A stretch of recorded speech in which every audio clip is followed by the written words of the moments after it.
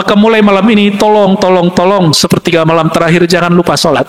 Ya, walaupun tadi sudah witir, sholat lagi aja. Tapi jangan witir 2 kali. La witrani fil lailin.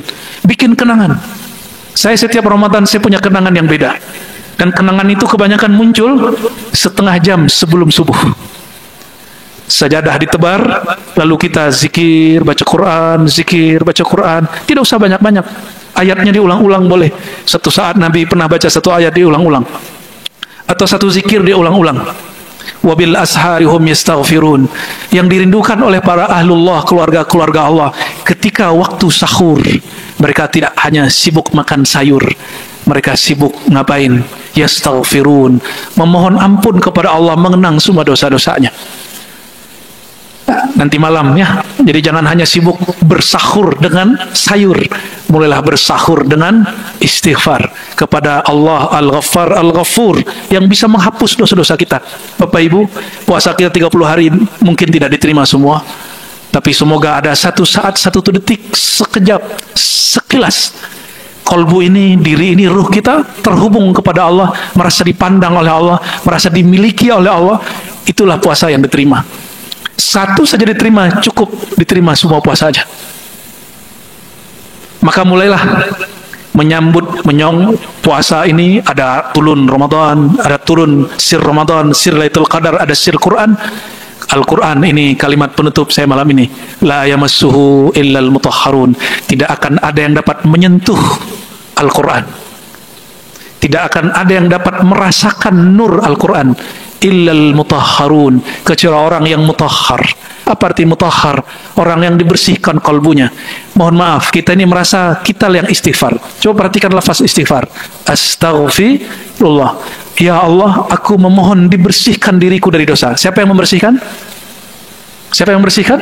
Allah. Ya.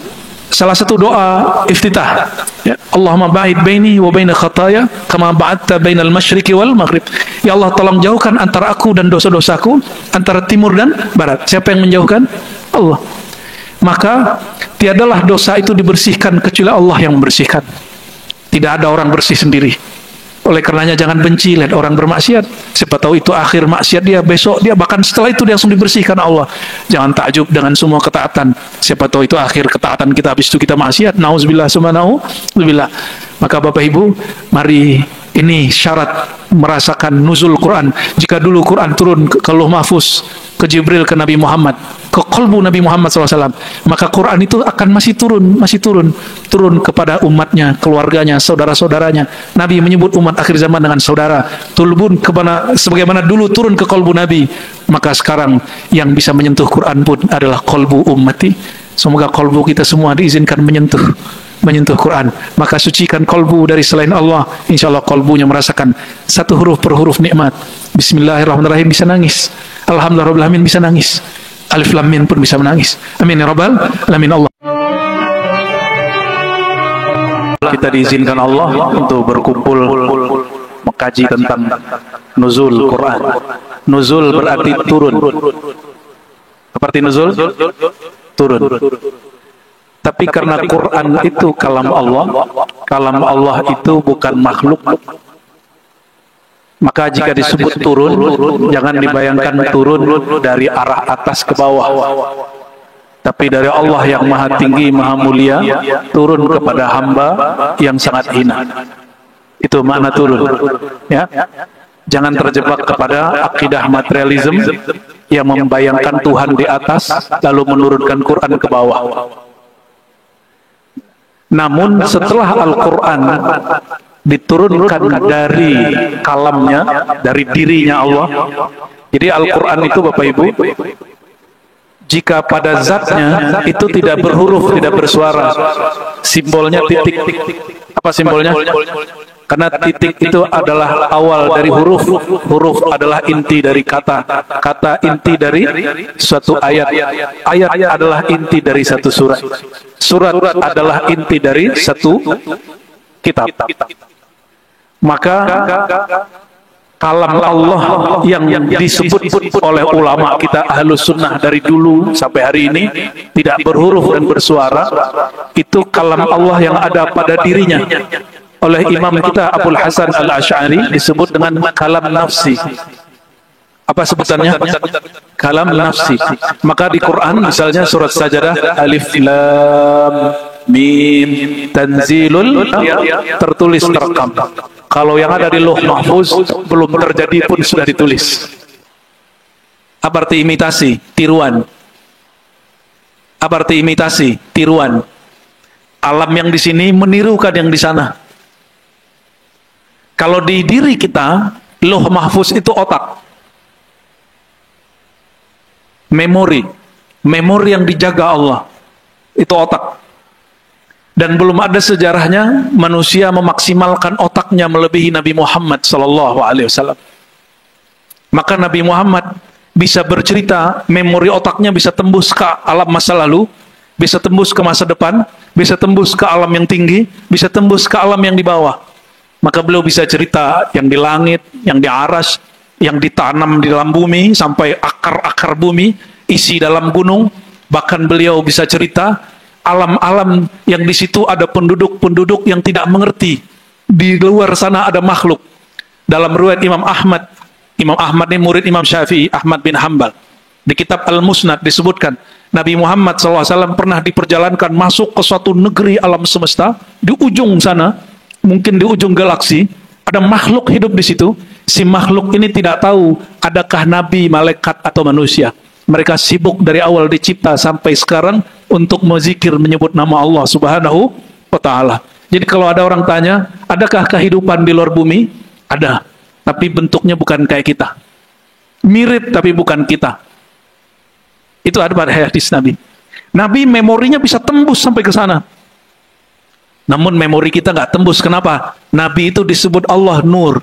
Dan beliau berdoa, Allahumma ja'alni nura. Jadikan aku adalah cahaya itu, ya Allah. Kalau cahaya kecepatannya lebih cepat dari apa saja. Dan cahaya Nabi bukan cahaya matahari, bukan cahaya bulan. Cahayanya nurullah, cahaya Allah. Maka disebut di Quran, Allahu nurus samawati wal ard. Allah lah sumber cahaya langit dan bumi. Surat An-Nur ayat 35. Tapi kata Ibnu Abbas, sahabat Nabi radhiyallahu ta'ala anhu, mathalu nurihi. Kalimat berikut dari ayat ini, perumpamaan nurnya itu nur Muhammad sallallahu alaihi wasallam. Seperti apa? Disebutkan nurnya seperti ada lentera. Ada lentera. Apa kalau lampu lama itu, Pak? Ya, lentera ya. Lampu tradisional lah. Ada kacanya, di dalam ada sumbunya. Sumbu di bawah ada minyak zaitun atau minyak tanah. Terbayang? Nabi disebut cahaya yang menyala itu. Nur Muhammad sallallahu alaihi wasallam. Maka Bapak Saudara yang melakukan Allah, kajian tentang nur bagian dari sunnah Nabi Muhammad sallallahu alaihi wasallam. Jika ada ustadz-ustadz hari ini mengatakan bid'ah kajian Nur Muhammad, dia tidak mengerti syariat dengan baik. Kenapa? Ayat nur di Quran sangat banyak. Tafsir tentang nur di Quran sangat banyak. Dan Al-Quran sendiri disebut dengan nur. Salah nama lain dari Al-Quran adalah An-Nur. Allahumma salli ala Sayyidina Muhammad.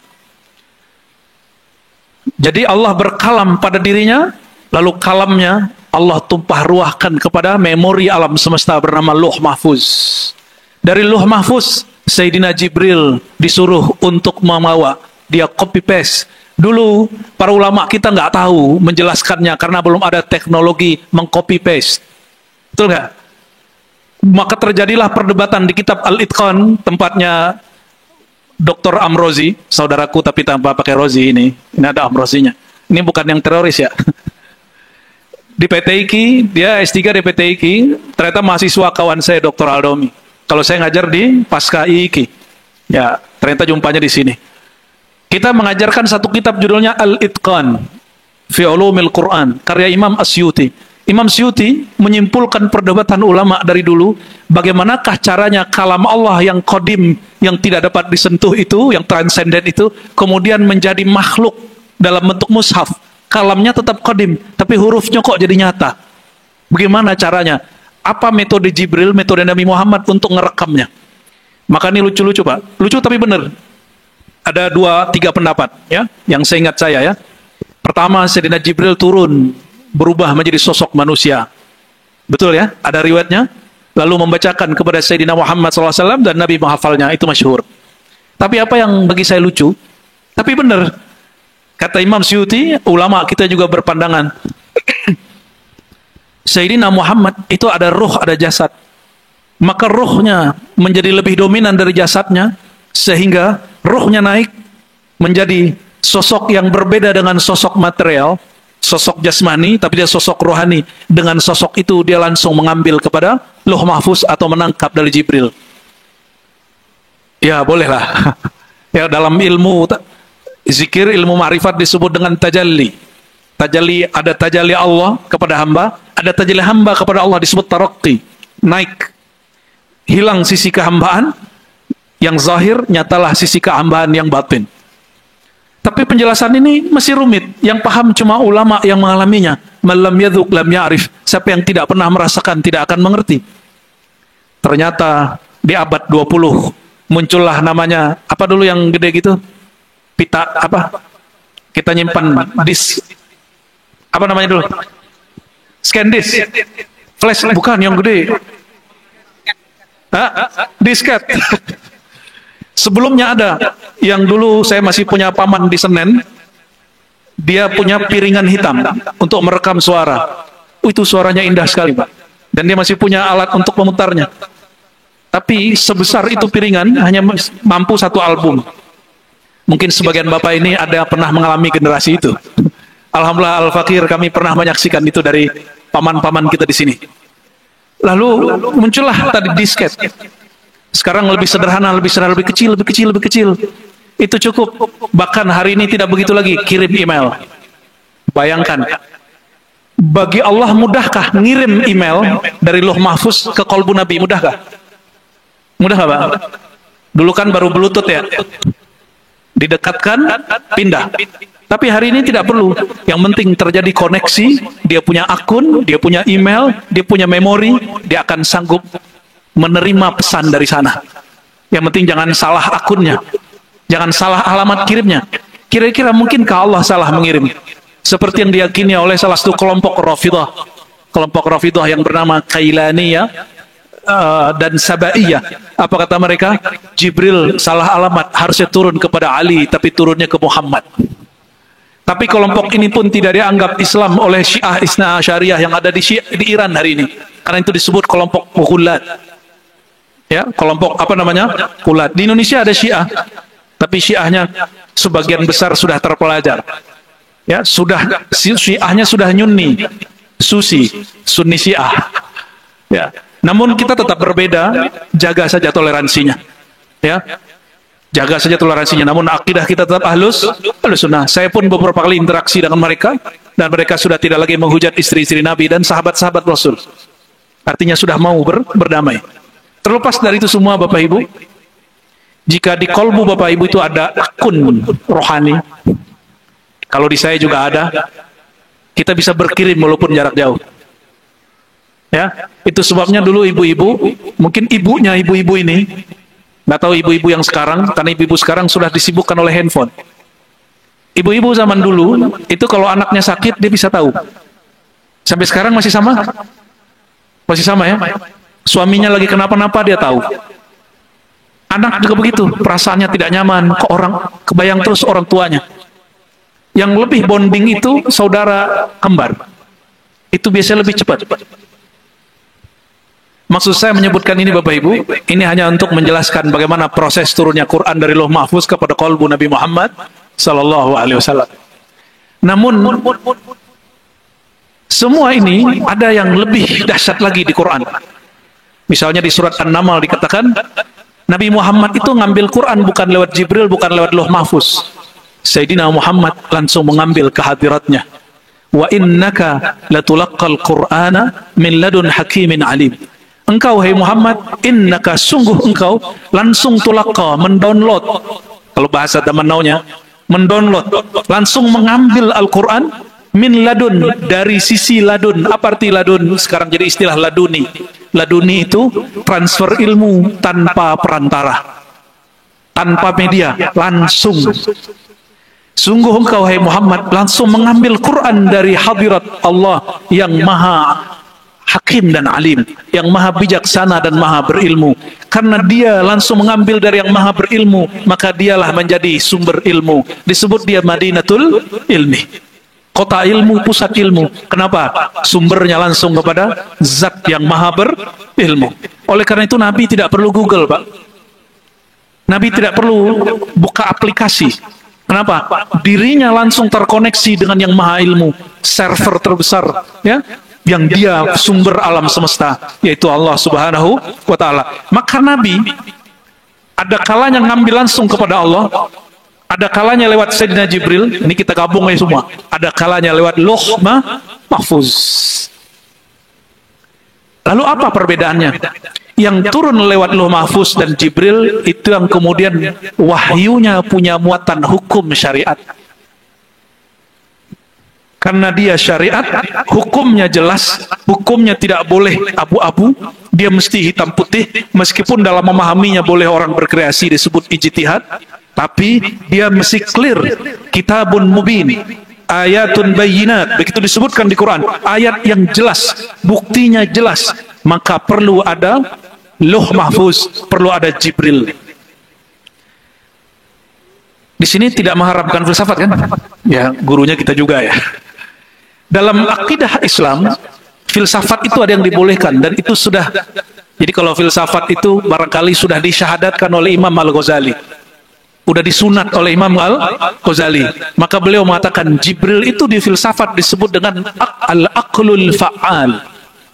Apa artinya? Akal aktif. Akal aktif itu tugasnya menyerap makna lalu menyampaikannya. Apa yang dibawa oleh Sayyidina Jibril, itulah hukum-hukum Allah. Itu yang kemudian jadi Al-Quran. Pertanyaannya, di luar Al-Quran masih ada wahyu nggak? Tadi masih ingat? Ada yang langsung kepada Allah. Itu Quran apa? Jadi Quran ini, ada Quran berarti ayat syariat, ada Quran berarti wahyu secara mutlak. Wahyu secara mutlak. Maka di Quran ada kalimat Iqra kitabak, bacalah kitabmu. Maka jangan bayangkan Bapak Ibu saudara-saudariku, kitab yang disebutkan di Quran itu buku yang kita maksud hari ini.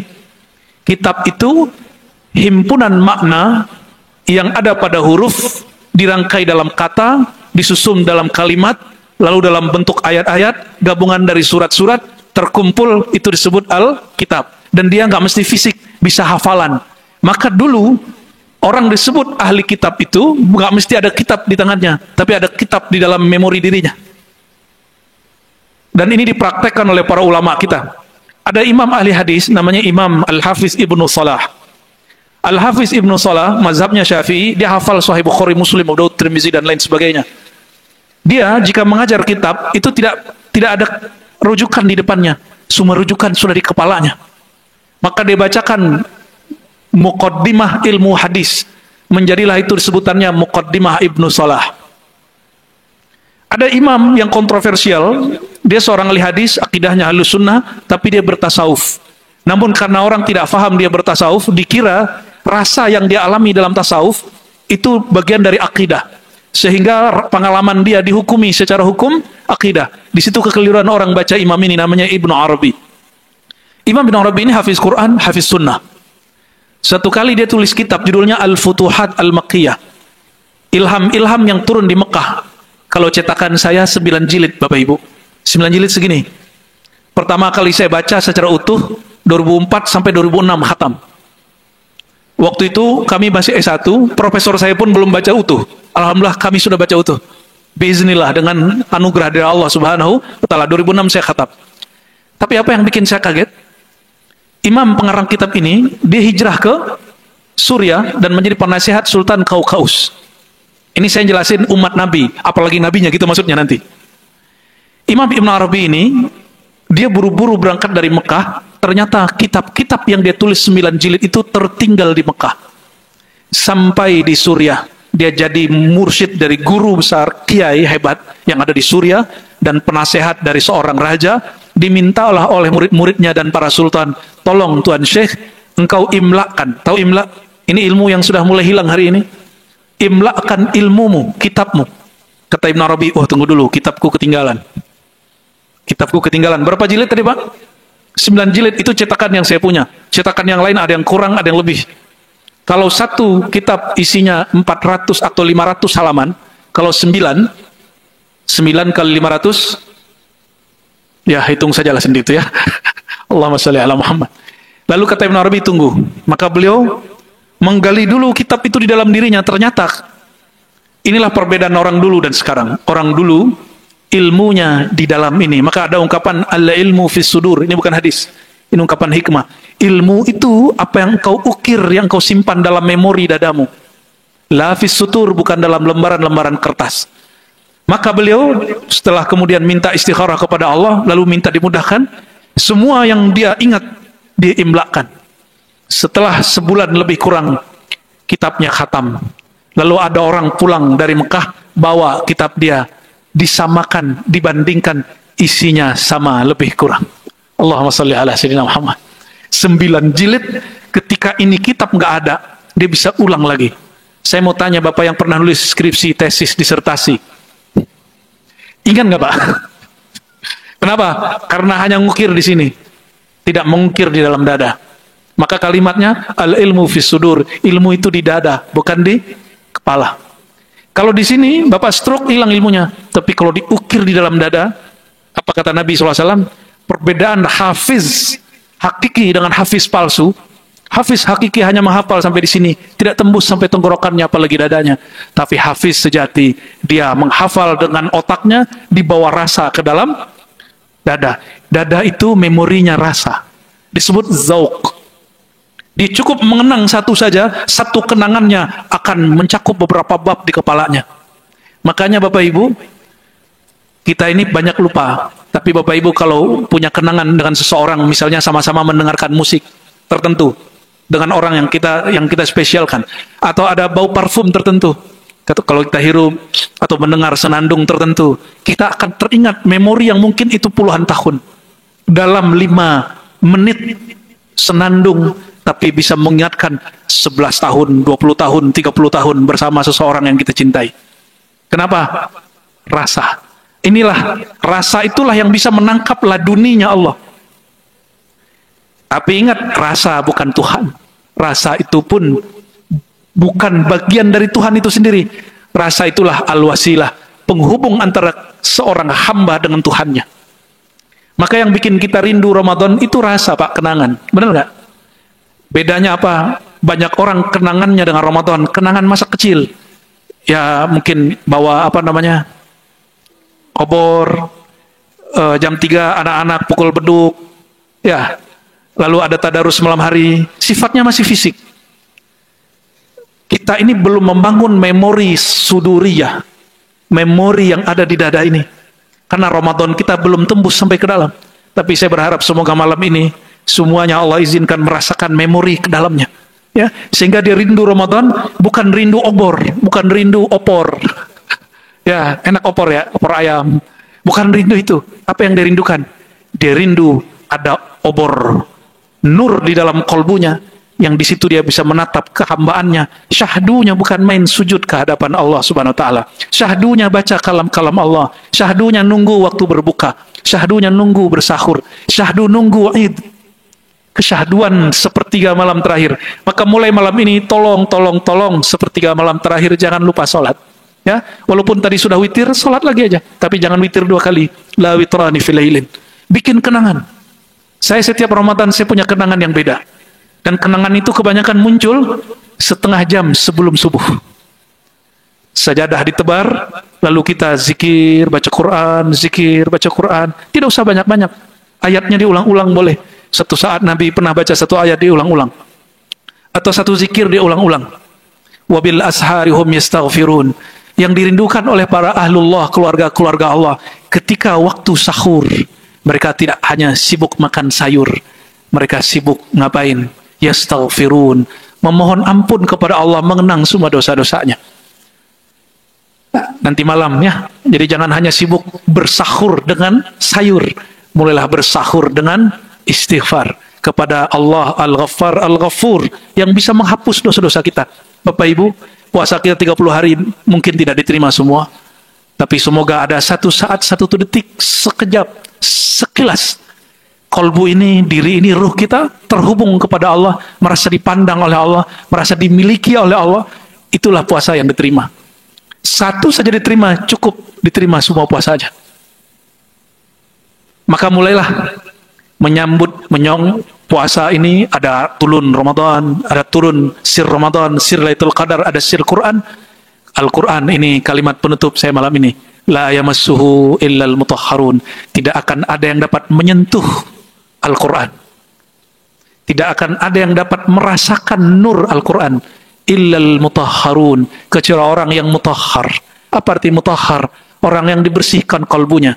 Mohon maaf, kita ini merasa kita yang istighfar. Coba perhatikan lafaz istighfar. Astaghfirullah. Ya Allah, aku memohon dibersihkan diriku dari dosa. Siapa yang membersihkan? Siapa yang membersihkan? Allah. Ya. Salah satu doa iftitah. Ya. Allahumma ba'id baini wa baina khataya kama ba'adta bainal masyriqi wal maghrib. Ya Allah, tolong jauhkan antara aku dan dosa-dosaku, antara timur dan barat. Siapa yang menjauhkan? Allah. Maka tiadalah dosa itu dibersihkan kecuali Allah yang membersihkan. Tidak ada orang bersih sendiri. Oleh karenanya jangan benci lihat orang bermaksiat. Siapa tahu itu akhir maksiat dia, besok dia, bahkan setelah itu dia langsung dibersihkan Allah. Jangan takjub dengan semua ketaatan. Siapa tahu itu akhir ketaatan kita, habis itu kita maksiat. Nauzubillah summa nauzubillah. Maka Bapak Ibu, mari, ini syarat merasakan nuzul Quran. Jika dulu Quran turun ke Lauh Mahfuz, ke Jibril, ke Nabi Muhammad, ke qalbu Nabi Muhammad SAW, maka Quran itu akan masih turun kepada umatnya, keluarganya, saudara-saudaranya. Nabi menyebut umat akhir zaman dengan saudara. Tulbun kepada sebagaimana dulu turun ke qalbu Nabi, maka sekarang yang bisa menyentuh Quran pun adalah qalbu ummati. Semoga qalbu kita semua diizinkan menyentuh Quran. Maka sucikan qalbu dari selain Allah, insya Allah qalbunya merasakan satu huruf per huruf nikmat. Bismillahirrahmanirrahim bisa nangis, Alhamdulillahirrahmanirrahim bisa nangis, Alif Lam Mim pun bisa menangis. Amin ya rabbal alamin. Allahummarahmanirrahim karim ya azim. Ya munazzil al-Quran min hadrahitihil qudsiyah ila al-Lauh Mahfuz ila qalbi Sayyidina Jibril ila qalbi Sayyidina Muhammad wa man ya Rabb anzal al-Quran min ladunhi mubasyarah. Ya Allah yang menurunkan Quran yang suci dari hadirat yang suci ke tempat yang suci Lauh Mahfuz melalui malaikat suci Sayyidina Jibril ke dalam qalbu hamba Engkau paling suci Sayyidina Muhammad SAW. Ya Allah, tahhir qulubana amman siwak. Ya Allah, izinkan kalbu kami suci bersih dari selain Engkau. Suci bersih dari sifat iri, dengki, sombong. Bersih dari iri, dengki, bahkan syirik. Bersih dari iri, dengki, bahkan riya. Bersih dari kelalaian. Bersih dari selain Engkau, ya Allah.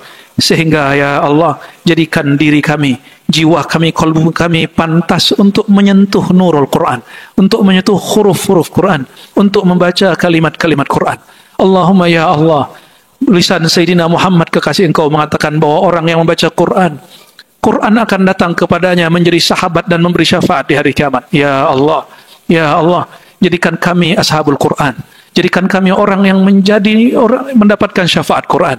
Ya Allah, Engkau menyebut kami jika membaca Quran dengan ahlullah, maka izinkan kami semua yang hadir malam ini, ya Allah, semua yang mendengarkan kajian ini, ya Allah, min ahlil Quran, min ahlillah, keluarga Al-Quran, keluarganya Allah. Allahumma ya Allah, if'al bina wa bihim ma yaliku bi jamalika wa rahmatika, wa la taf'al bina ya maulana ma nahnu bihi ahlun. Ya Allah, perlakukanlah kami sebagaimana layaknya Rahman Rahim Engkau. Mohon ya Allah, jangan Engkau perlakukan kami sebagaimana persepsi kami, karena persepsi kami sangatlah terbatas dan barangkali juga salah. Ya Allah, ya Nur, ij'al fi qulubina nura. Jadikan kalbu kami berlimpah dengan nur, sehingga kami dapat menatap kebenaran yang ada dalam kalam Engkau, menatap kebenaran yang ada di alam semesta, menatap kebenaran sejati yang turun dari hadirat-Mu. Ya Allah, berkahi kami, keluarga kami, berkahi kami, pasangan kami, berkahi kami, anak keturunan kami, berkahi kami dan bangsa yang ada di negeri ini, berkahi kami dan ulama-ulama di negeri kami, berkahi kami dan para pemimpin di negeri kami. Ya Allah, jadikan negeri ini penuh dengan keberkahan dan ampunan dari Engkau, ya Allah, ya Allah, ya Allah, ya munazzil al-khair, ya munazzil al-barakat, bilutfika ya latif, ultuf bina ya latif, ultuf bina ya latif, ultuf bina ya latif. Rabbana atina fid dunya hasanah wa fil akhirati hasanah wa qina adhaban nar. Wa sallallahu ala sayyidina Muhammad walhamdulillahi rabbil alamin. Istajib da'awatina bisirril Fatiha. Bismillah. إياك نعبد وإياك نستعين صراط المستقيم صراط الذين أنعمت عليهم غير المغضوب عليهم ولا الضالين آمين آمين آمين يا رب العالمين استجب دعواتنا بسر الفاتحة وبسر سيدنا الفاتح سيدنا محمد وبسر سيدنا محمد الخاتم وبسر سر القرآن وصلى الله على سيد المرسلين والحمد لله رب العالمين السلام عليكم ورحمة الله وبركاته.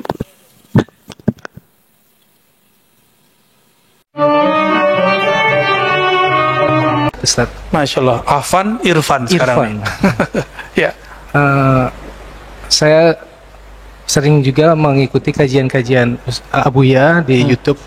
Alhamdulillah kalau kajian-kajian fikih kita banyak menunya di mana-mana Ustaz.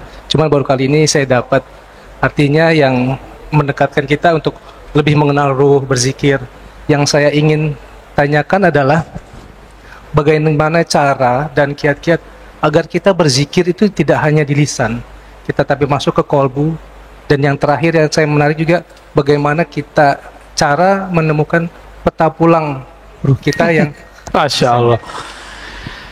Terima kasih Ustaz. Assalamualaikum warahmatullahi wabarakatuh. Kalau Bapak lewat kedatang ke sini pakai GPS, bisa tersesat nggak? Bisa. Ya, kenapa? Google, berguru lewat YouTube, lewat Google, ini bisa riskan, bisa berbahaya. Banyak sudah yang sudah menyimpang. Kalau jalan fisik saja bisa tersesat, apalagi jalan rohani. Tapi ada sopir taksi, udah 20 tahun jadi sopir, kita bilang, MRBJ Bintaro 9, siap, nggak perlu pakai GPS. Kita lihat nih nggak pakai GPS, handphonenya bluetooth. Dan jalurnya, Masya Allah, dia punya jalur ringkas. Tahu-tahu udah nyampe. GPS ada di hatinya. Carilah orang-orang seperti ini. Orang-orang yang ilmunya tidak lagi diambil hanya dari kertas. Saya kan ilmunya masih dari kertas, Pak. Ini gaya-gayaan aja, Pak. Karena dulu belajarnya pakai kitab, maka sekarang ngajarnya pakai kitab. Gak mungkin dong Bapak saya bilang, mau ngaji sama saya, nyantri aja. Gak mungkin dong. Maka kita setting dulu dengan Ustaz Rafiq, Habib Geis, dan teman-teman. Ayo kita kalau di sini dakwahnya pakai kitab ngajinya. Alhamdulillah sampai sekarang jadi kan. Di pesantren begini Pak, cuma bedanya di sana ada ujiannya, terus santri itu suruh baca. Nggak bisa baca suruh berdiri. Coba kalau kita praktekin, Bapak nggak bisa nerjemah suruh berdiri. Hari ini rame, bulan depan sepi. Kita pernah buat kajian-kajian begitu yang bukan pesantren, ya. Kajian terjemah dulu. Kita nanya, Bapak Ibu, ini artinya apa? Coba satu-satu. Besok tinggal satu orang, Pak, dari 40. Kabur. Kayaknya di sini juga sama. Maka kita memanjakan antum semua. Kita bawain kitabnya. Kan bukan antum yang bawa kitab. Seharusnya antum bawain kitabnya buat aneh. Dibawain kitabnya, ya, dibacain, nanti kita jelasin, gitu seharusnya. Namun saya berhusnuzon kepada Allah. Ilmu ini kan titipan.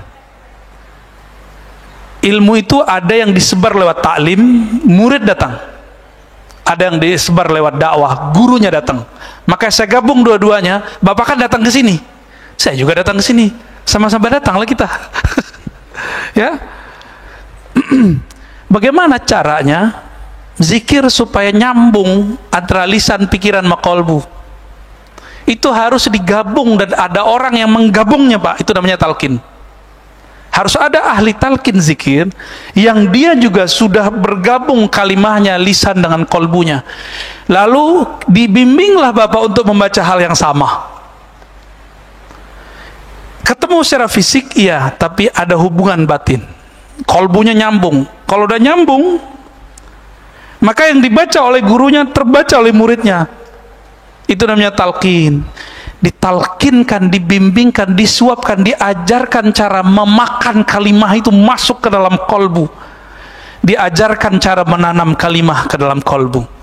Guru ini disebut mursyid. Mursyid ini dapat ijazah dari mursyid sebelumnya, dapat ijazah dari mursyid sebelumnya, terus sampai kepada baginda Rasulullah SAW, bersambung ijazahnya kepada baginda Nabi. Ini yang diajarkan oleh Sayyidina Ali. beliau bertanya kepada Nabi, ya Rasulullah, tunjukkan aku, dullani ala aqrabit turuqi ila Allah wa ashaliha, ya. Tunjukkan aku jalan terdekat kepada Allah. Jadi Ali ini di saat orang minta wiridan, minta amalan, minta wiridan, minta amalan, Ali kan orang spesial. Udah ponakan, udah saudara, sepupu, mantu. Maka dia punya akses yang tidak dipunyai akses oleh orang lain.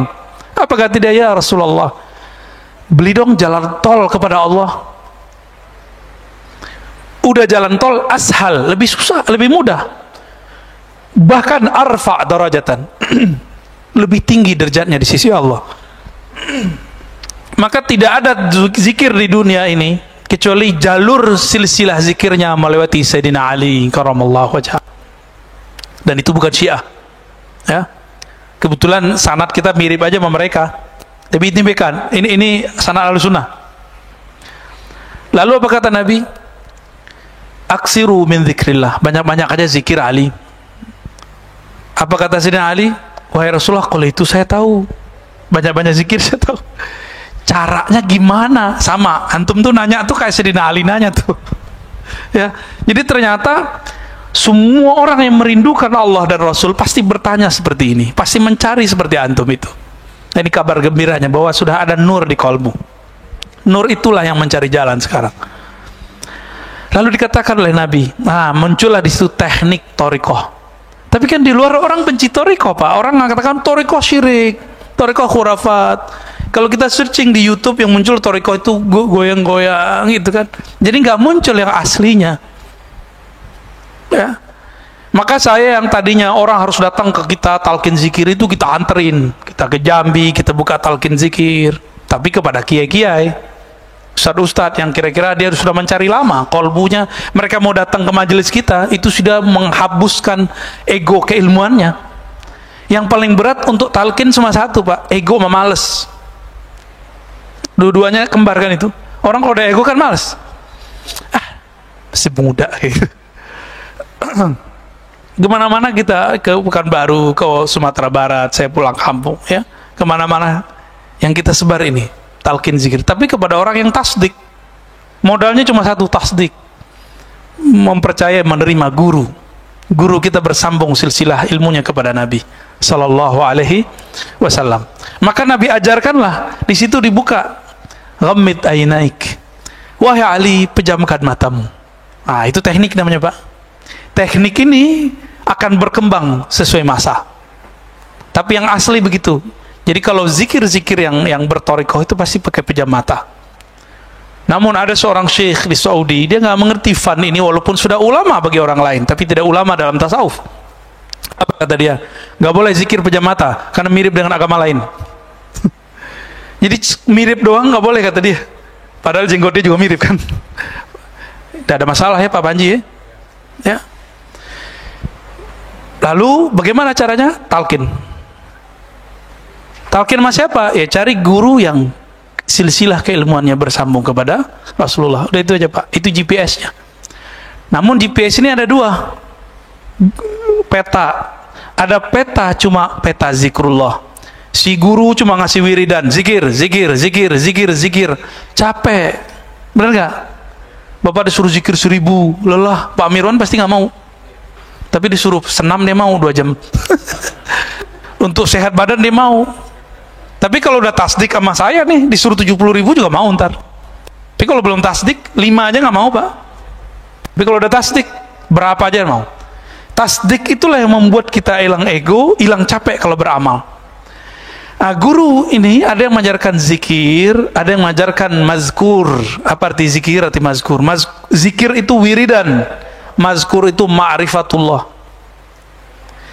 Saya kalau sudah kenal yang saya sebut, jangankan 70.000, 100.000 pun saya jabanin zikirnya. Bapak kalau sudah kenal keuntungan yang diperoleh dari kerja di satu tempat, walaupun kena macet, jalanin nggak? Jalanin, karena sudah tahu untungnya kalau sekali sebulan dapat gaji sekian, per event dapat keuntungan sekian. Kita jalani, Pak. Kenapa kita mau menjalani untuk urusan perut dan dompet bertahun-tahun? Sebelum pandemi kan bertahun-tahun belum ada Zoom. Kenapa untuk urusan kolbu Bapak nggak mau menjemput sampai ke seberang negeri? Tanda kalau tasdik belum ada. Tasdik itu aslul iman, pokok keimanan. Karena tasdik kurang, imannya goyang. Maka zikir nggak pernah bergetar. Ciri-ciri orang berzikir, surah Al-Anfal ayat 2. Disebut nama Allah, kolbunya bergetar. Coba sebut nama Allah, bergetar nggak? Kan nggak bergetar, karena di kolbunya belum ada tasdik. Oh, Ustadz saya kan udah syahadat. Itu syahadat, persaksian. Tasdik belum. Tasdik urusan kolbu. Ini di dalam nanti akan ada semacam navigator, Pak. Orang yang kolbunya bening dengan nama Allah, lalu mengenal yang disebut, dia akan mampu mengenali orang sejenis dengan dia. Kata Imam Yahya bin Mu'az Ar-Razi, para kekasih Allah itu dapat mencium bau kekasihnya yang lain, walaupun disembunyikan dengan pakaian yang tidak syar'i. Qutaib Alban kan dia pakai celana pendek, Pak. Celana pendek, Pak. Untung mazhab dia bukan Syafi'i. Bagi orang Syafi'i dia nggak syar'i. Ya. Pipi sembarangan, sama Wan Sehan kan begitu. Tapi ini saksi teman saya, buang air kecilnya nggak bau, harum. Antum pasti nggak percaya. Rozi udah gila lagi katanya. Antum nggak akan percaya. Nabi itu ketika beliau dikandung ibunya Aminah, itu hampir setiap malam mimpi ketemu malaikat, ketemu Nabi. Kalau malaikat bawa makanan dari surga, Pak, maka darahnya Nabi itu bukan darah dari sini. Itulah sebabnya kenapa darah beliau halal diminum sahabatnya. Beliau dibekam nih, habis dibekam, apa kata beliau nih, tanam darahnya. Mau udah ditanam, udah ditaruh, kayaknya ada nur di sini, makan aja kayak makan jeli, Pak. Sampai ke Nabi, Nabi tanya, wahai sahabatku, apakah engkau telah menguburnya? Nabi pura-pura nanya, karena Nabi mencium ada bau darahnya di mulut orang ini. Wahai Rasulullah, sudah aku tanam, tapi di perutku. Sudah aku kubur di perutku. Apa kata Nabi? Perutmu tidak akan pernah sakit selama-lamanya. Maka nanti ada anak ibu-ibu bawa anak-anak sakit perut, itu orang ini dipanggil, kamu ludahin mulut anak ini, sembuh, Pak. Itu pengobatan ala apa itu, Pak Dokter? Pak Dokter yang jawab deh, aku nggak tahu jawabannya apa itu. Pengobatan ala apa itu, Pak? Ala Nabi. Ya, soalnya Imam Ibnu Qayyim nggak memasukkan piok, meludah itu bagian dari ngobatin, kecuali ruqyah, nggak masukin, ya. Gitu, Pak, ya. Pak Birwan terakhir. Baik. Assalamualaikum warahmatullahi wabarakatuh. Assalamualaikum. Udah tasdik nih. Tadi kita dengar apa yang dikatakan dari YouTube. Ya. Ya. Kita udah mencapai 1100. Itu yang tetap. Kalau yang bolak-balik keluar masuk sekitar 4 ribuan. MRBJ TV-nya. Masya Allah. Ya. Gaya amat. Saya kebetulan juga ikut Zoom di Pondok Indah. Iya, iya. Itu sekitar 1000 sekian gitu, ya. Biasa lebih dari 1000 itu mati, nggak bisa kita masuk. Kajian-kajian yang dibahas di sana itu biasanya yang keseharian. Beda dengan kita ini, saya bilang. Begitu Ar-Razi ini maju, ini banyak orang mengira kebatinan apa yang diajarkan Ar-Razi ini, ya. Kalau saya menilainya, kita berarti di atas dari Pondok Indah. Mengapa? Karena kita membahas bukan masalah keseharian. Kayaknya keseharian itu udah selesai gitu. Nah, mengenai Imam Mahdi, ini di akhir-akhir zaman ini banyak sekali pemberitaan yang kadang-kadang bertentangan, ya. Jadi saya ingat apa kata Ustadz Zulkifli, saudaranya Al-Meraji juga ini dari Padang. Sebenarnya kita ini sekarang udah berada di akhir zaman, ya. Cuma waktu dia menyampaikan itu sepertinya tinggal 2 tahun lagi. Nah, bagaimana ini sebenarnya? Akhir zaman ini, yang sekarang kita ini, berapa lama lagi supaya ini jelas, ya, supaya ini jelas. Mundur terus ya. Jangan sampai ini ya, sampai nanti kita menganggap, wah 2 tahun lagi, ternyata enggak kok. Ya, ini. Pak Mirwan kan nggak ketemu, Pak. Iya itu dia. Makanya saya bilang ini harus jelas supaya pendengar juga nanti mengerti yang sebenarnya. Demikian. Assalamualaikum warahmatullahi wabarakatuh. Ya, kajian akhir zaman ini ada 2 model. Yang populer ini model ro'yu. Baca teks, lihat berita, kaji, baca buku, kemudian disusun. Ini ro'yu, pakai intelektual.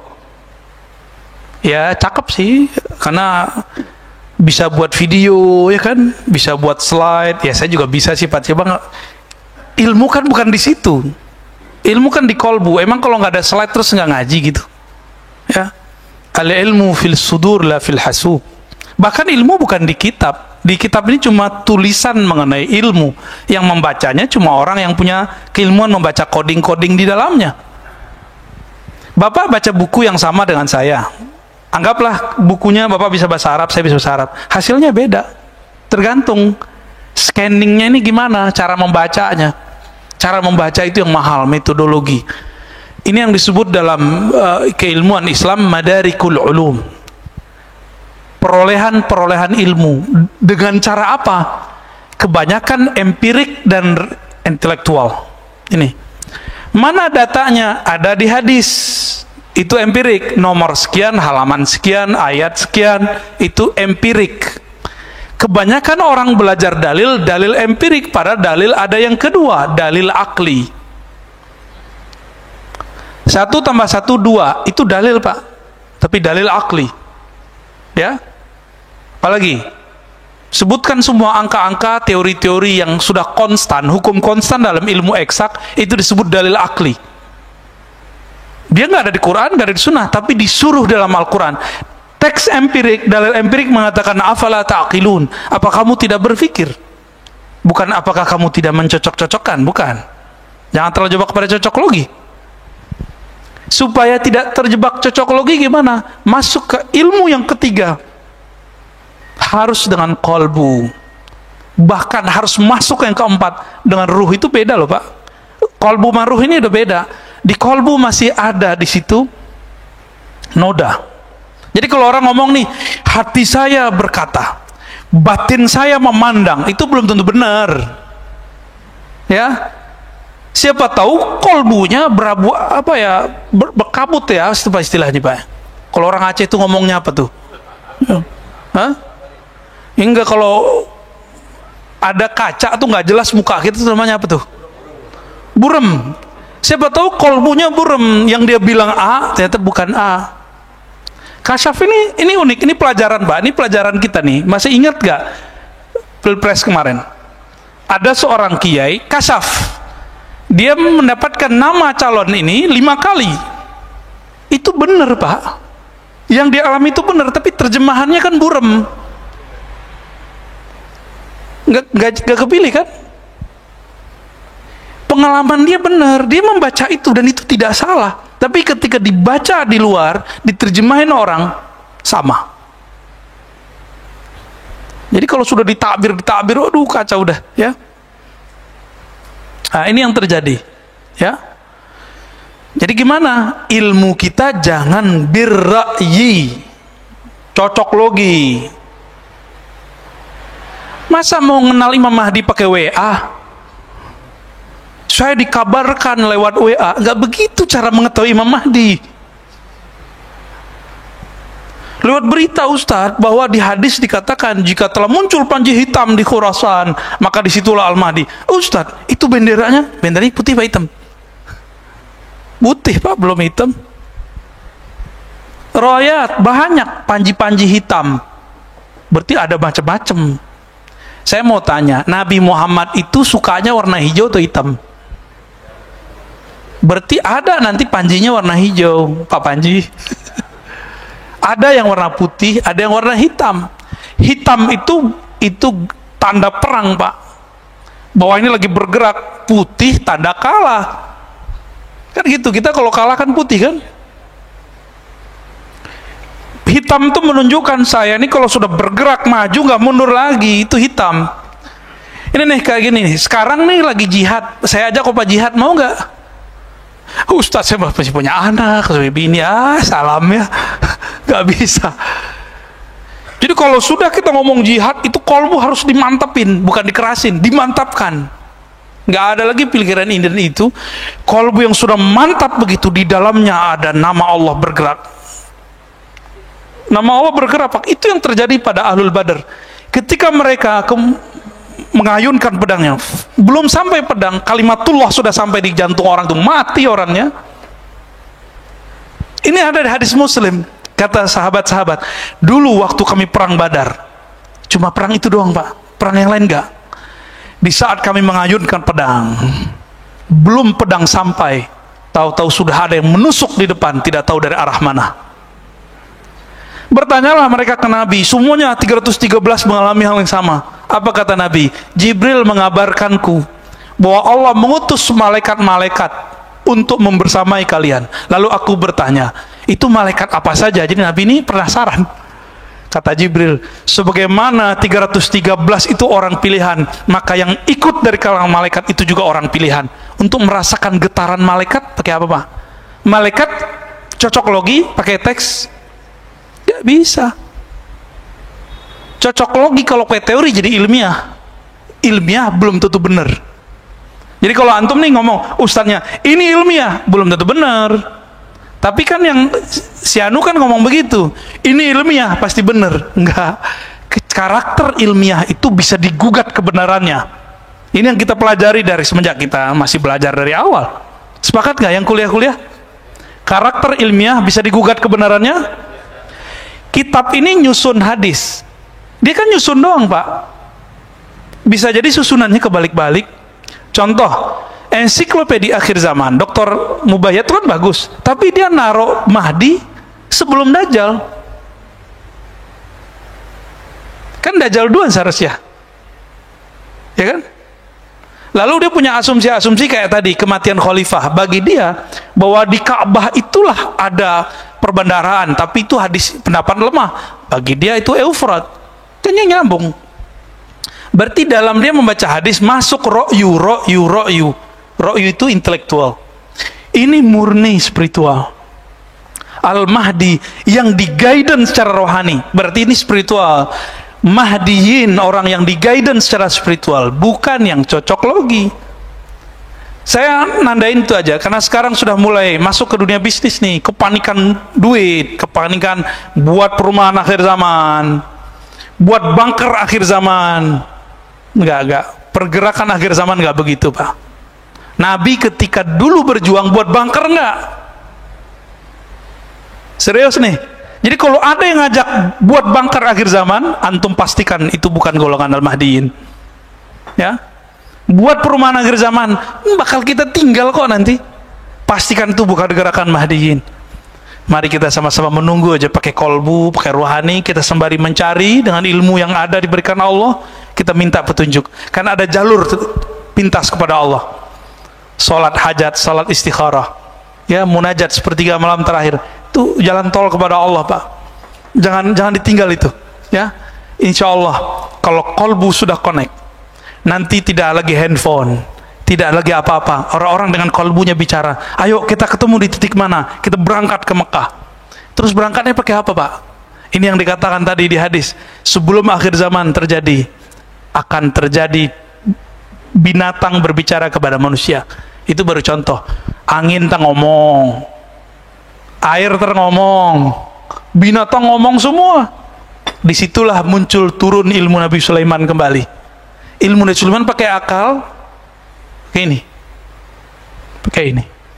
Bisa ngomong ntar sama angin, hei angin bawa kami. Itu bisa gitu Pak ntar. Tapi gimana caranya? Serahkan kepada ahlinya, ya. Nah, jadi tolong hati-hati. Saya sebenarnya kan bukan ustadz akhir zaman Pak, tapi ustadz yang hidup di akhir zaman. Emang ini zamannya. Tolong jangan branding saya dengan nama-nama akhir zaman. Kita ustadz Ahlus Sunnah aja lah ya. Kita ngaji Ahlus Sunnah pelan-pelan. Kalau Ahlus Sunnah kajiannya banyak, maka tidak perlu membranding. Kadang kita ngomong akidah, kadang kita ngomong fikih, kadang ngomong tasawuf. Ya, kapan hajatnya kita ketemu? Perkenalkan, nama saya Irfan dari Ciputat, Ustaz. Masya Allah, Afan Irfan sekarang. Ya. Saya sering juga mengikuti kajian-kajian Abuya di YouTube. Alhamdulillah kalau kajian-kajian fikih kita banyak menunya di mana-mana, Ustaz. Cuma baru kali ini saya dapat artinya yang mendekatkan kita untuk lebih mengenal ruh berzikir. Yang saya ingin tanyakan adalah bagaimana cara dan kiat-kiat agar kita berzikir itu tidak hanya di lisan, kita tapi masuk ke kolbu. Dan yang terakhir yang saya menarik juga, bagaimana kita cara menemukan peta pulang ruh kita yang Masya Allah. Terima kasih, Ustaz. Assalamualaikum warahmatullahi wabarakatuh. Kalau Bapak lewat kedatang ke sini pakai GPS, bisa tersesat nggak? Bisa. Ya, kenapa? Google, berguru lewat YouTube, lewat Google, ini bisa riskan, bisa berbahaya. Banyak sudah yang sudah menyimpang. Kalau jalan fisik saja bisa tersesat, apalagi jalan rohani. Tapi ada sopir taksi, udah 20 tahun jadi sopir, kita bilang, MRBJ Bintaro 9, siap, nggak perlu pakai GPS. Kita lihat nih nggak pakai GPS, handphonenya butut, dan jalurnya, Masya Allah, dia punya jalur ringkas, tahu-tahu udah nyampe. GPS ada di hatinya. Carilah orang-orang seperti ini, orang-orang yang ilmunya tidak lagi diambil hanya dari kertas. Saya kan ilmunya masih dari kertas, Pak. Ini gaya-gayaan aja, Pak. Karena dulu belajarnya pakai kitab, maka sekarang ngajarnya pakai kitab. Gak mungkin dong Bapak saya bilang, mau ngaji sama saya, nyantri aja. Gak mungkin dong. Maka kita setting dulu dengan Ustaz Rafiq, Habib Geis, dan teman-teman. Ayo kita kalau di sini dakwahnya pakai kitab ngajinya. Alhamdulillah sampai sekarang jadi kan. Di pesantren begini Pak, cuma bedanya di sana ada ujiannya, terus santri itu suruh baca. Nggak bisa baca suruh berdiri. Coba kalau kita praktekin, Bapak nggak bisa nerjemah suruh berdiri. Hari ini rame, bulan depan sepi. Kita pernah buat kajian-kajian begitu yang bukan pesantren, ya. Kajian terjemah dulu. Kita nanya, Bapak Ibu, ini artinya apa? Coba satu-satu. Besok tinggal satu orang, Pak, dari 40. Kabur. Kayaknya di sini juga sama. Maka kita memanjakan antum semua. Kita bawain kitabnya, kan bukan antum yang bawa kitab. Seharusnya kan antum bawain kitabnya buat aneh. Dibawain kitabnya, ya, dibacain, nanti kita jelasin, gitu seharusnya. Seharusnya. Namun saya berhusnuzon kepada Allah. Ilmu ini kan titipan. Ilmu itu ada yang disebar lewat taklim, murid datang. Ada yang disebar lewat dakwah, gurunya datang. Maka saya gabung dua-duanya. Bapak kan datang ke sini, saya juga datang ke sini, sama-sama datanglah kita. Ya. Bagaimana caranya zikir supaya nyambung antara lisan, pikiran, maqalbu?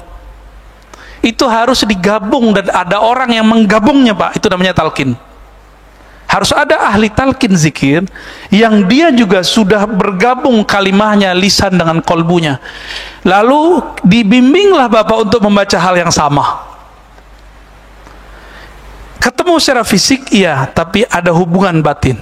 Kolbunya nyambung. Kalau udah nyambung, maka yang dibaca oleh gurunya terbaca oleh muridnya. Itu namanya talqin. Ditalkinkan, dibimbingkan, disuapkan, diajarkan cara memakan kalimah itu masuk ke dalam kolbu. Diajarkan cara menanam kalimah ke dalam kolbu.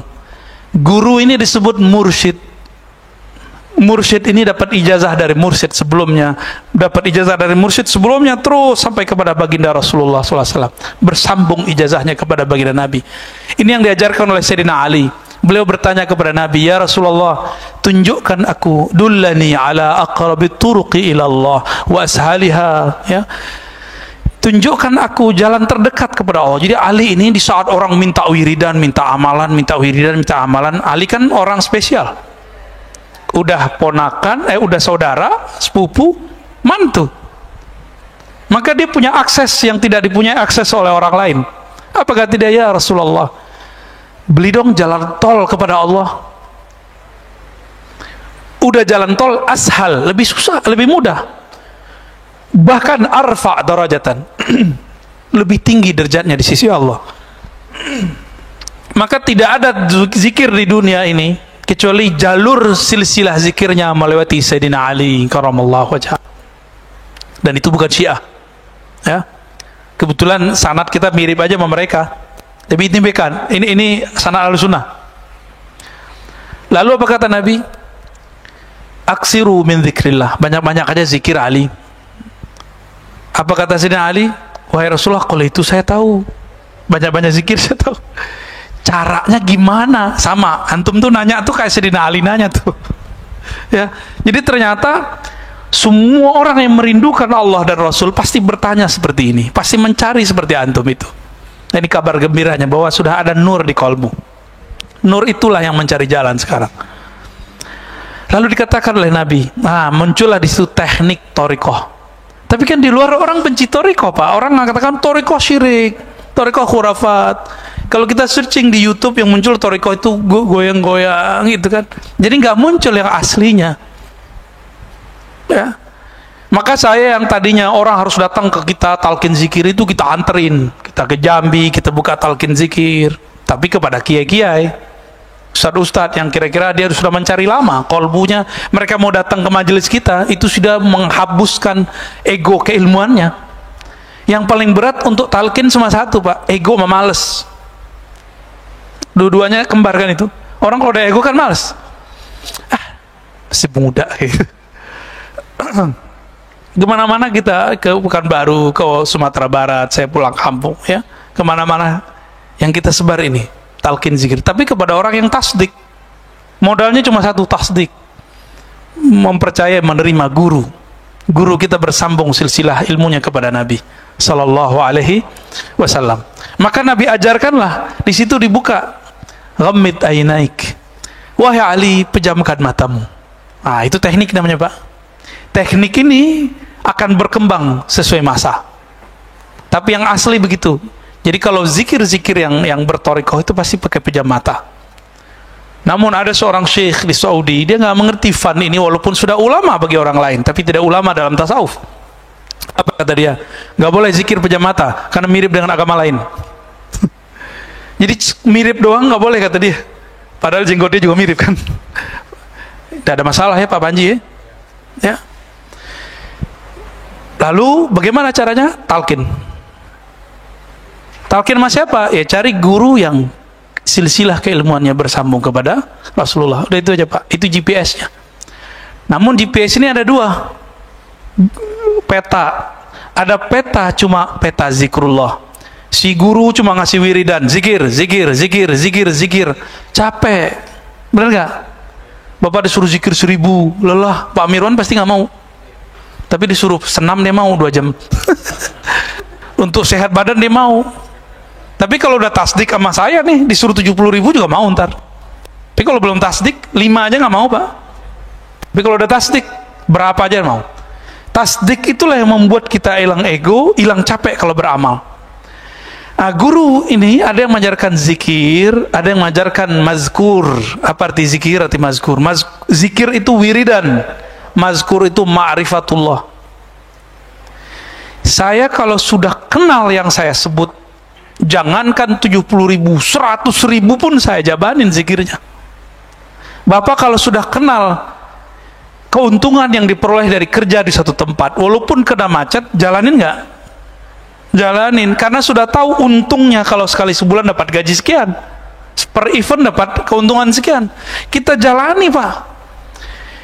Kenapa kita mau menjalani untuk urusan perut dan dompet bertahun-tahun? Sebelum pandemi kan bertahun-tahun belum ada Zoom. Kenapa untuk urusan kolbu Bapak nggak mau menjemput sampai ke seberang negeri? Tanda kalau tasdik belum ada.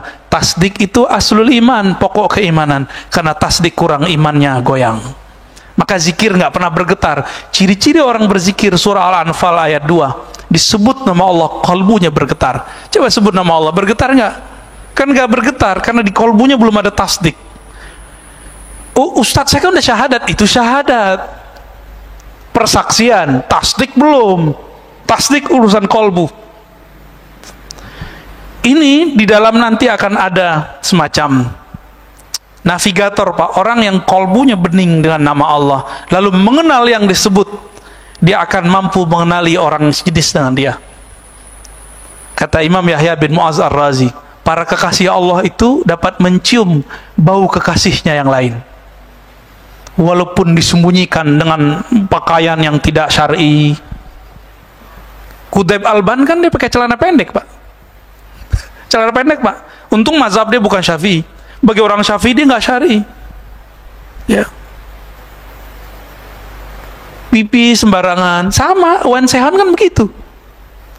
Tapi ini saksi teman saya, buang air kecilnya nggak bau, harum. Antum pasti nggak percaya.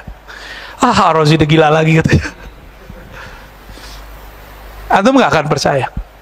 Nabi itu ketika beliau dikandung ibunya Aminah, itu hampir setiap malam mimpi ketemu malaikat, ketemu Nabi. Kalau malaikat bawa makanan dari surga, Pak, maka darahnya Nabi itu bukan darah dari sini. Itulah sebabnya kenapa darah beliau halal diminum sahabatnya. Beliau dibekam nih, habis dibekam, apa kata beliau nih, tanam darahnya. Mau udah ditanam, udah ditaruh, kayaknya ada nur di sini, makan aja kayak makan jeli, Pak. Sampai ke Nabi, Nabi tanya, wahai sahabatku, apakah engkau telah menguburnya? Nabi pura-pura nanya, karena Nabi mencium ada bau darahnya di mulut orang ini.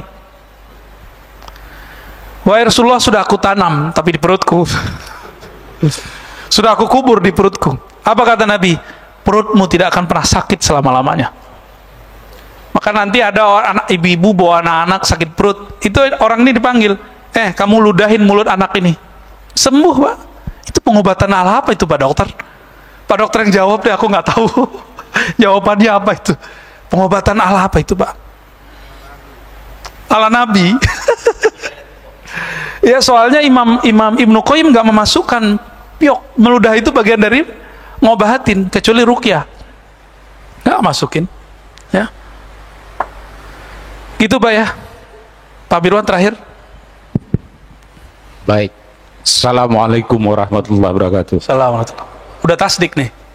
Tadi kita dengar apa yang dikatakan dari YouTube. Ya. Ya. Kita udah mencapai 1100. Itu yang tetap. Kalau yang bolak-balik keluar masuk sekitar 4 ribuan. MRBJ TV-nya. Masya Allah. Ya. Gaya amat. Saya kebetulan juga ikut Zoom di Pondok Indah. Iya, iya. Itu sekitar 1000 sekian gitu, ya. Biasa lebih dari 1000 itu mati, nggak bisa kita masuk. Kajian-kajian yang dibahas di sana itu biasanya yang keseharian. Beda dengan kita ini, saya bilang. Begitu Ar-Razi ini maju, ini banyak orang mengira kebatinan apa yang diajarkan Ar-Razi ini, ya. Kalau saya menilainya, kita berarti di atas dari Pondok Indah. Mengapa? Karena kita membahas bukan masalah keseharian. Kayaknya keseharian itu udah selesai gitu. Nah, mengenai Imam Mahdi, ini di akhir-akhir zaman ini banyak sekali pemberitaan yang kadang-kadang bertentangan, ya. Jadi saya ingat apa kata Ustadz Zulkifli, saudaranya Al-Meraji juga ini dari Padang. Sebenarnya kita ini sekarang udah berada di akhir zaman, ya. Cuma waktu dia menyampaikan itu sepertinya tinggal 2 tahun lagi. Nah, bagaimana ini sebenarnya? Akhir zaman ini yang sekarang kita ini berapa lama lagi supaya ini jelas? Ya, supaya ini jelas. Mundur terus, ya. Jangan sampai ini, ya. Sampai nanti kita menganggap wah 2 tahun lagi, ternyata enggak kok. Ini Pak Mirwan kan nggak ketemu, Pak. iya itu dia. Makanya saya bilang ini harus jelas supaya pendengar juga nanti mengerti. Ini yang sebenarnya. Demikian. Assalamualaikum warahmatullahi wabarakatuh. Ya, kajian akhir zaman ini ada dua model. Yang populer ini model ro'yu. Baca teks, lihat berita, kaji, baca buku, kemudian disusun. Ini ro'yu, pakai intelektual. Ya cakep sih, karena bisa buat video, ya kan, bisa buat slide. Ya saya juga bisa sih, Pak. Bang, ilmu kan bukan di situ. Ilmu kan di kolbu. Emang kalau nggak ada slide terus nggak ngaji gitu? Ya, al ilmu fil sudur la fil hasub. Bahkan ilmu bukan di kitab. Di kitab ini cuma tulisan mengenai ilmu. Yang membacanya cuma orang yang punya keilmuan membaca coding-coding di dalamnya. Bapak baca buku yang sama dengan saya. Anggaplah bukunya Bapak bisa bahasa Arab, saya bisa bahasa Arab. Hasilnya beda. Tergantung scanningnya ini gimana, cara membacanya. Cara membaca itu yang mahal, metodologi. Ini yang disebut dalam keilmuan Islam madarikul ulum. Perolehan ilmu. Dengan cara apa? Kebanyakan empirik dan intelektual. Ini. Mana datanya? Ada di hadis. Itu empirik. Nomor sekian, halaman sekian, ayat sekian. Itu empirik. Kebanyakan orang belajar dalil empirik. Pada dalil ada yang kedua, dalil akli. 1 + 1 2. Itu dalil, Pak. Tapi dalil akli. Ya. Apalagi sebutkan semua angka-angka, teori-teori yang sudah konstan, hukum konstan dalam ilmu eksak, itu disebut dalil akli. Dia nggak ada di Quran, nggak ada di Sunnah, tapi disuruh dalam Al-Quran. Teks empirik, dalil empirik mengatakan afala ta'qilun, apa kamu tidak berpikir? Bukan apakah kamu tidak mencocok-cocokkan, bukan. Jangan terjebak pada cocoklogi. Supaya tidak terjebak cocoklogi gimana? Masuk ke ilmu yang ketiga. Harus dengan kolbu, bahkan harus masuk yang keempat dengan ruh. Itu beda loh, Pak. Kolbu sama ruh ini udah beda. Di kolbu masih ada di situ noda. Jadi kalau orang ngomong nih, hati saya berkata, batin saya memandang, itu belum tentu benar. Ya, siapa tahu kolbunya berabu berkabut ya, istilahnya, Pak. Kalau orang Aceh itu ngomongnya apa tuh? Hah? Hingga kalau ada kaca tuh nggak jelas muka kita, itu namanya apa tuh? Burem. Siapa tahu kolbunya burem, yang dia bilang A ternyata bukan A. Kasyaf ini unik, ini pelajaran, Pak. Ini pelajaran kita nih. Masih ingat gak Pilpres kemarin? Ada seorang kiai kasyaf. Dia mendapatkan nama calon ini 5 kali. Itu benar, Pak. Yang dia alami itu benar, tapi terjemahannya kan burem. Nggak kepilih kan? Pengalaman dia benar, dia membaca itu dan itu tidak salah. Tapi ketika dibaca di luar, diterjemahin orang, sama. Jadi kalau sudah ditakbir, aduh kacau udah, ya. Nah, ini yang terjadi, ya. Jadi gimana? Ilmu kita jangan birra'yi, cocok logi. Masa mau kenal Imam Mahdi pakai WA? Saya dikabarkan lewat WA. Nggak begitu cara mengetahui Imam Mahdi. Lewat berita, Ustadz, bahwa di hadis dikatakan jika telah muncul panji hitam di Khurasan, maka disitulah Al-Mahdi. Ustadz, itu benderanya putih Pak, hitam? Putih, Pak, belum hitam. Riwayat banyak panji-panji hitam. Berarti ada macam-macam. Saya mau tanya, Nabi Muhammad itu sukanya warna hijau atau hitam? Berarti ada nanti panjinya warna hijau, Pak Panji. Ada yang warna putih, ada yang warna hitam. Hitam itu tanda perang, Pak. Bahwa ini lagi bergerak. Putih tanda kalah. Kan gitu, kita kalau kalah kan putih kan? Hitam itu menunjukkan saya ini kalau sudah bergerak maju nggak mundur lagi, itu hitam. Ini nih kayak gini nih. Sekarang nih lagi jihad, saya ajak Pak jihad, mau nggak? Ustaz saya masih punya anak, bini, salam ya. Gak bisa. Jadi kalau sudah kita ngomong jihad, itu kolbu harus dimantapin, bukan dikerasin, dimantapkan. Gak ada lagi pikiran ini dan itu. Kolbu yang sudah mantap begitu, di dalamnya ada nama Allah bergerak. Nama Allah bergerak, itu yang terjadi pada Ahlul Badar.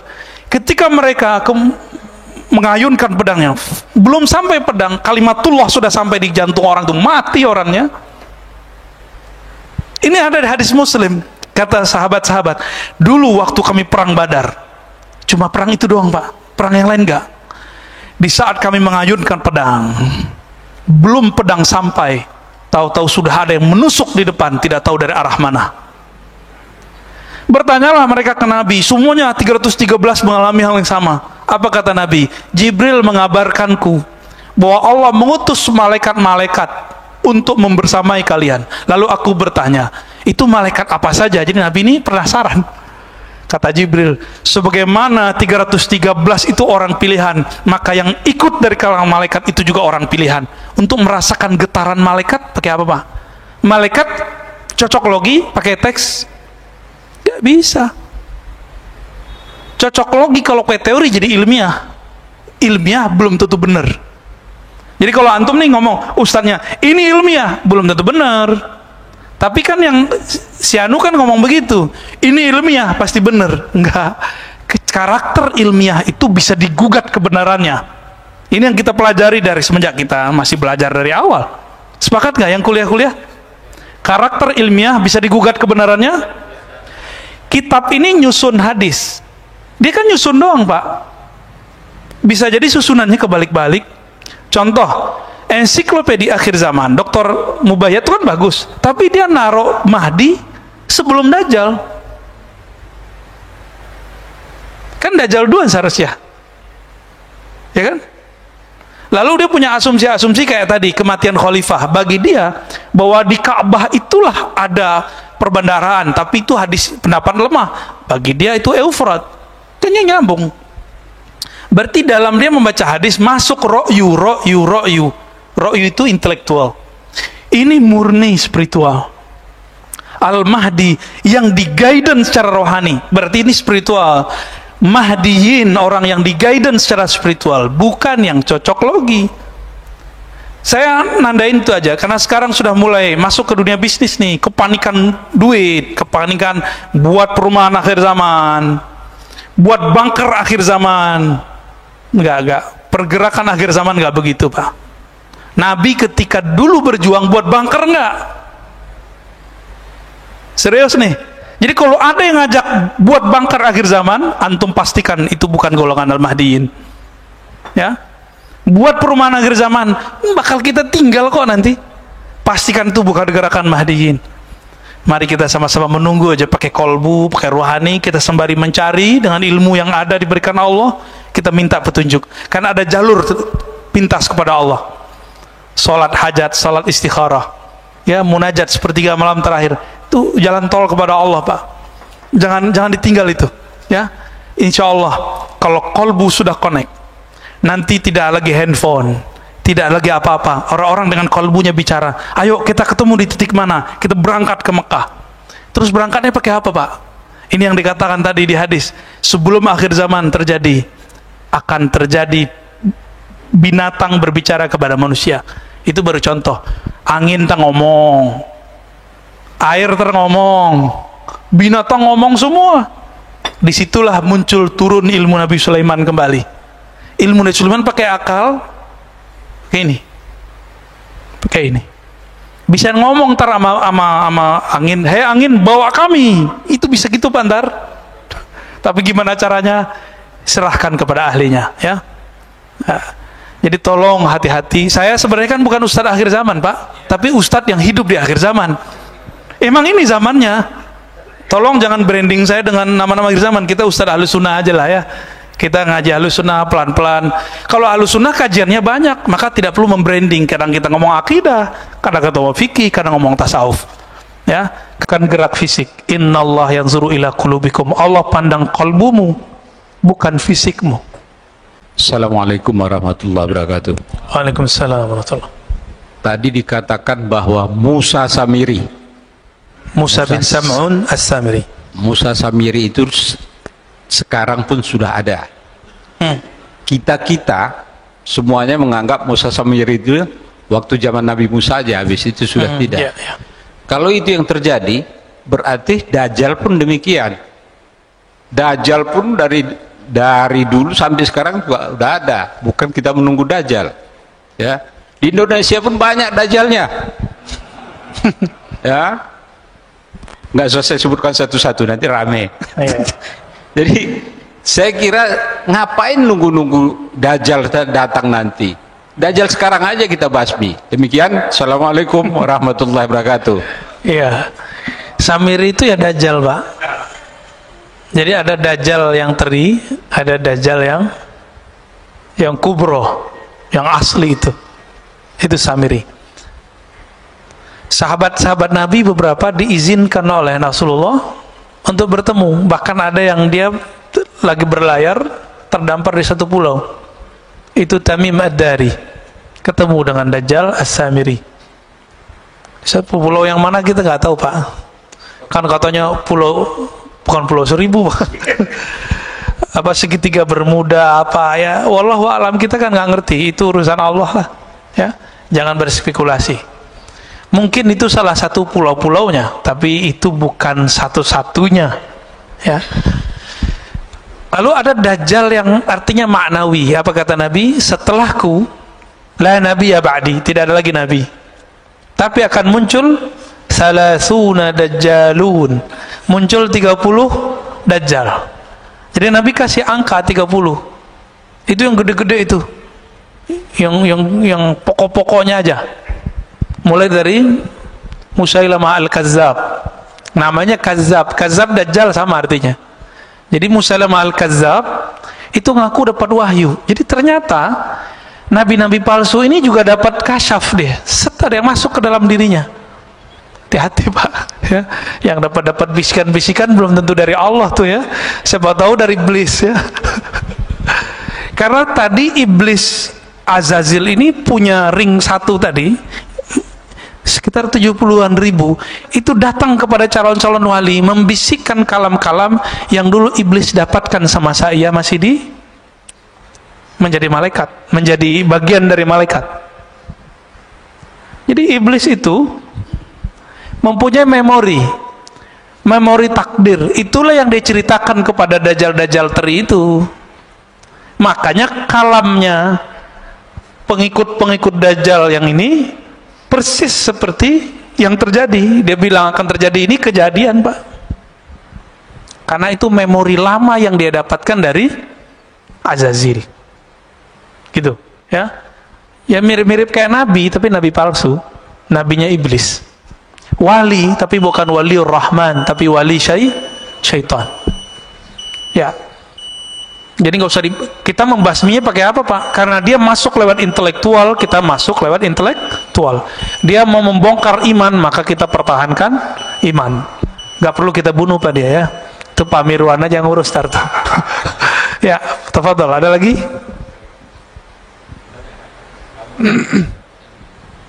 Ya, fadhol. Assalamualaikum Pak Ustadz. Assalamualaikum. Izin bertanya, mungkin ada kaitan juga dengan topik kita pagi ini, dan di beberapa ceramah Buya yang lain juga pernah disebutkan tentang panjang angan-angan.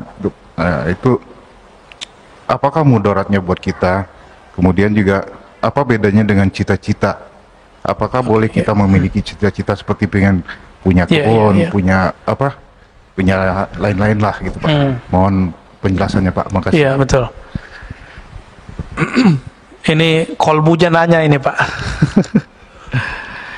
Kita punya masalah dalam setiap diri kita, mau dia ustadz, jamaah, kiai, santri, sama. Apa masalah kita?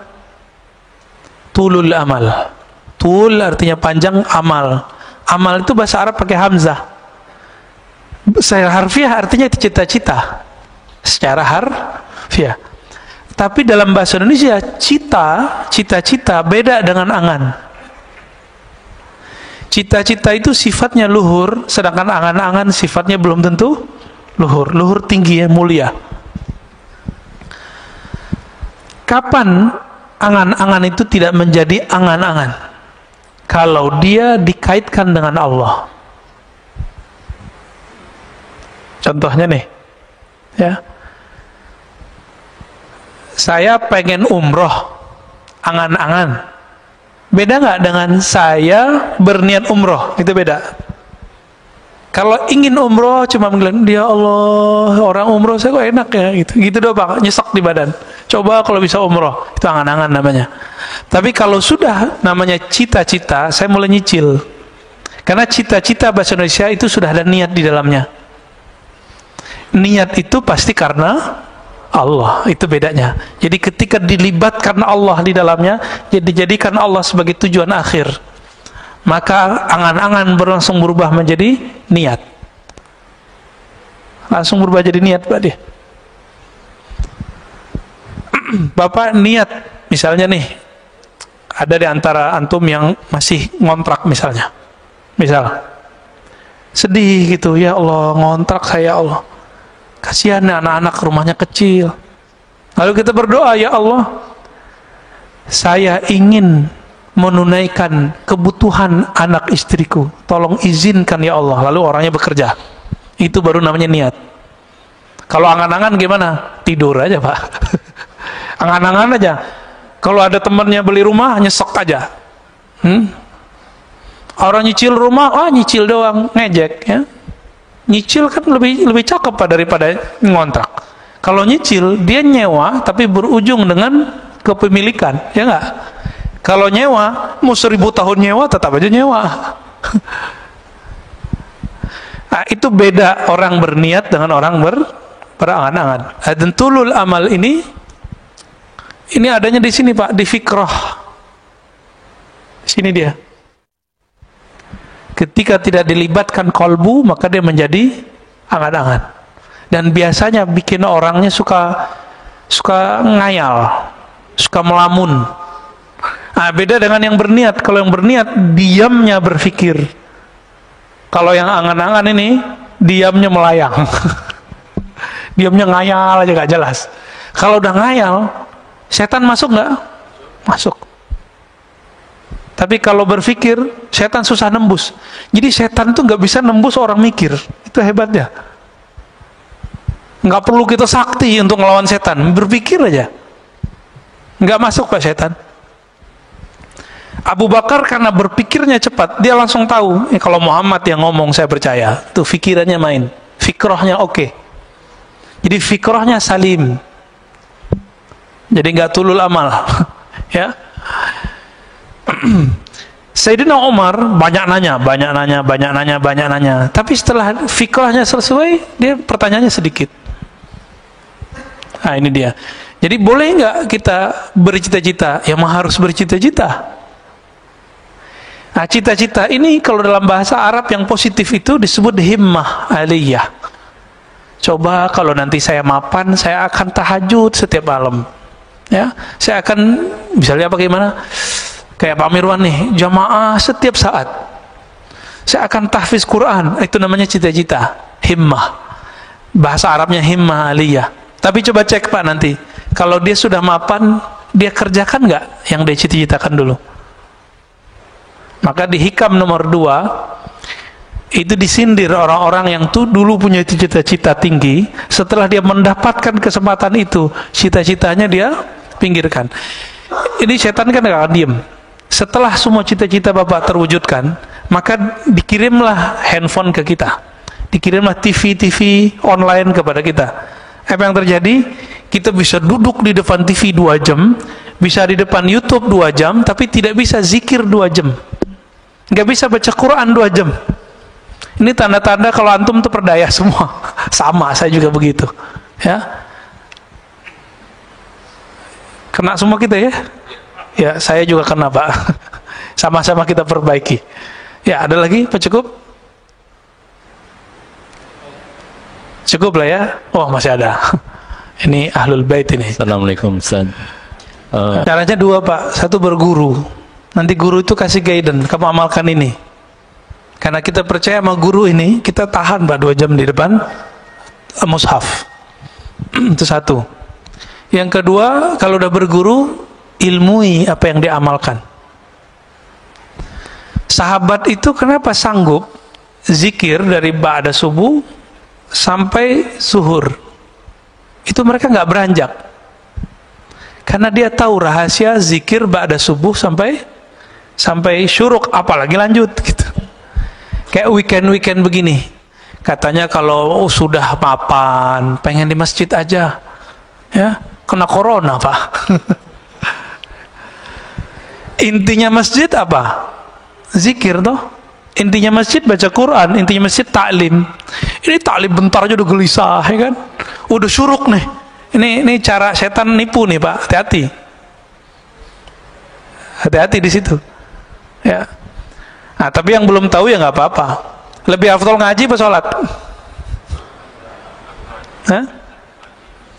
Ngaji, beneran. Dulu Imam Malik lagi taklim, azan, kan beliau ngajarnya di Masjid Nabawi, azan Pak. Tiba-tiba ada seorang murid langsung dikemas tuh kitab-kitabnya, dimasukin ke kopernya lah kalau gitu sekarang.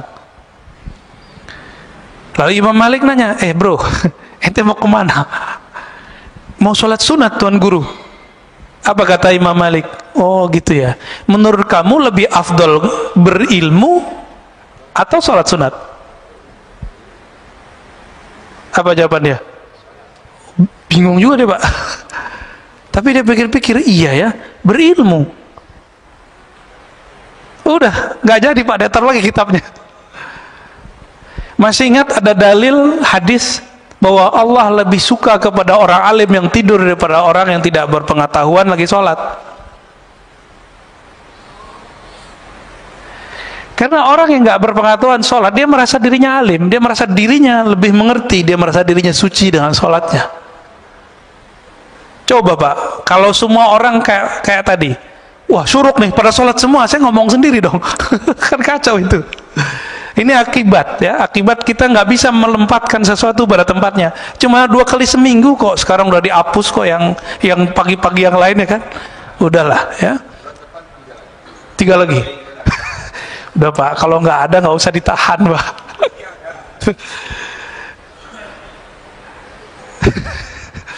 Jadi Bapak sahabat Allah, ini mohon maaf kalau ada yang tersinggung ya.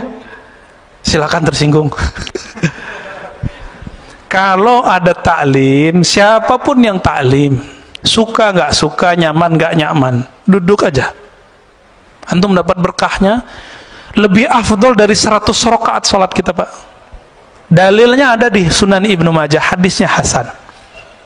Dan Imam Syafi'i mengatakan begitu juga, aku mempelajari 1 bab ilmu lebih aku sukai daripada sholat 100 rakaat. Kalau di hadis Ibnu Majah 1000 rakaat. Itu sebenarnya angka-angka aja. Kalau wali Allah sholat karena dia sholat dengan ilmu, itu lebih afdal dari 1.000.000 rakaat orang awam. Itu kan angka-angka aja. Maksudnya gimana? Kalau orang berilmu, ya Allah pandang kalbunya Pak. Wah, kalbunya mau denger nih. Antum kalau mau denger orang berarti sudah merendahkan diri kan? Berarti tawadu, Allah pandang Pak. Kalau udah nggak mau denger orang, Allah pandang nggak sholat kita? Nggak dipandang sholat kita. Makanya kalau isya itu ya, kita kalau taklim ba'da maghrib sampai isya, kita lagi ngaji dia langsung sholat Pak masuk. Dia nggak tahu adabnya. Ini kita kasih tahu adabnya. Kalau kita masuk ke satu masjid, orang lagi taklim, cukup istighfar, sholawat, duduk. Istighfar minta ampun, ya Allah saya masuk masjidmu tidak sholat. Kenapa? Ilmumu lagi ditebar. Kita minta izin duduk. Duduk langsung, itu lebih afdol daripada sholat tahiyatul masjid di 100 masjid.